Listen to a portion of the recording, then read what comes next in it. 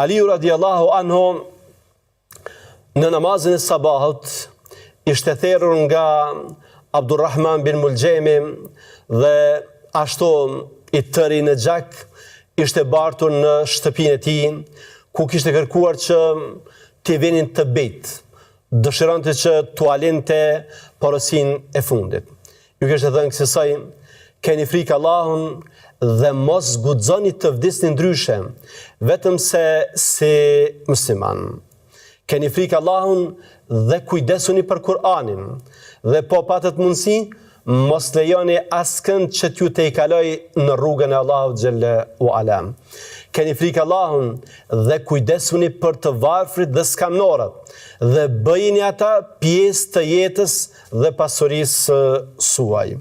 Mos keni frikë askënd përveç Allahut dhe urdhëroni për të mirë dhe ndaloni nga keqja.